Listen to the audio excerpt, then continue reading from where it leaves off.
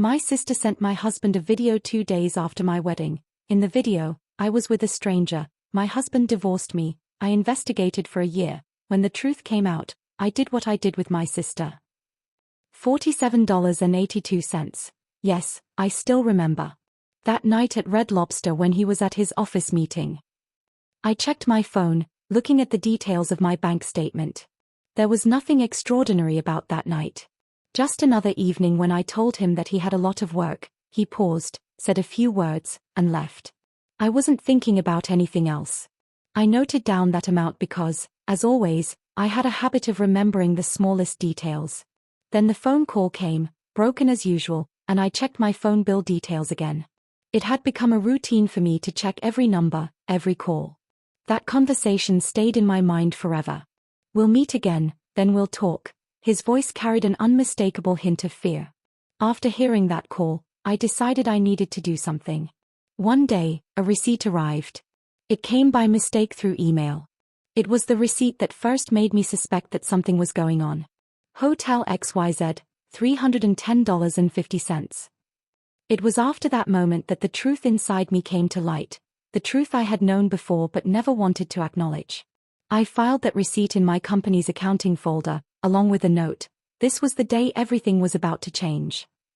I always remembered the theory I learned in high school math class. If A is equal to B, and B is equal to C, then A is equal to C. That was what I had learned about my husband. His double life became a kind of theoretical math problem that I periodically tried to solve. I remember we had a joint bank account, and every month, $200 would disappear. No questions, no explanations. But deep inside, I always felt that this small amount was probably going out of our account. And then came tax return time, and he hid the biggest lie of his life. That was when I realized there was another major difference between us. The issue of his money versus our money had always been there. For me, it was hard to understand why, when I meticulously tracked every expense, he was hiding things. Why did he mention some other account in his bank statement? And what about that life insurance policy that didn't have his name on it? I had always pushed these things aside, but now I had to acknowledge them one by one. I made my plan. Instead of opting for a divorce, I decided that I needed to properly separate our assets. The first meeting with the lawyer took place immediately. As formal as always, he began to guide me, and as the discovery process started, a deeper part of the truth began to unfold.